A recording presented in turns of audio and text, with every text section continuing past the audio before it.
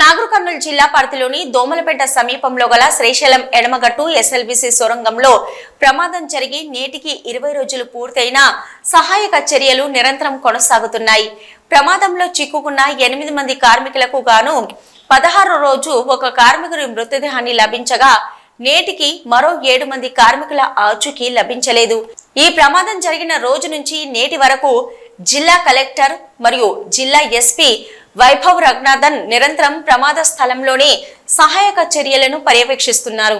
ఈ సందర్భంగా SLBC tunnel ఆఫీసులో ఈ రోజు సహాయక చర్యలపై disaster and management special chief secretary Arvind Kumar, collector Badavath Santosh, SP Vaibhav Gaikwad, Raghunath ఉన్నతాధికారులతో సమీక్ష సమావేశం నిర్వహించారు.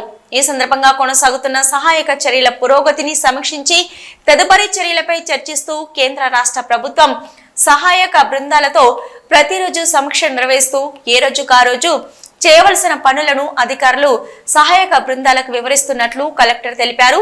ఈ సహాయక బృందాలు ప్రమాదంలో చిక్కుకున్న కార్మికులను ఎలాగైనా బయటకు తీయాలని ఎస్ఎల్బీసీ రెస్క్యూ ఆపరేషన్ ను 24 గంటలు నిరంతరాయంగా కొనసాగిస్తూ టన్నెల్ ప్రమాద ప్రదేశంలో సహాయక చర్యలు నిరంతరాయంగా కొనసాగుతున్నాయని దక్షిణ మధ్య రైల్వేకు చెందిన ప్లాస్మా కట్టర్స్, థర్మల్ కట్టర్స్ బృందాలు tunnel boring machine platform cutting పనులు వేగంగా కొనసాగిస్తున్నారని, ప్రమాద ప్రదేశంలో D1, D2 ప్రాంతాల్లో సింగరేణి ర్యాట్ మైనర్స్ బృందాలు తవ్వకాలు మట్టిని తొలగించడం, అలాగే వాటరింగ్ చేయడం లాంటి పనులు నిరంతరంగా కొనసాగుతూనే ఉన్నాయని, బోరింగ్ మిషన్ యొక్క భాగాలను తొలగించి లోకో ట్రైన్ ద్వారా ఎప్పటికప్పుడు బయటికి తరలిస్తూ ఈరోజు D1, D2 ప్రదేశాలకు మరోసారి కేరళకు చెందిన కడావరు డాగ్స్ స్క్వాడ్లను పంపించడం జరిగింది.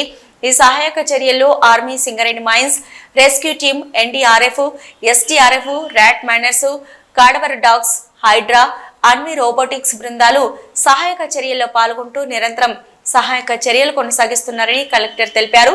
ఈ సమీక్ష సమావేశంలో అన్వి రోబోటిక్స్, హైడ్రా అధికారులు, army, NDRF, SDRF, Singareni mines rescue team, rat miners, దక్షిణ మధ్య రైల్వే సహా సహాయక చర్యల్లో పాల్గొంటున్న అన్ని బృందాల అధికారులు తదితరులు పాల్గొన్నారు.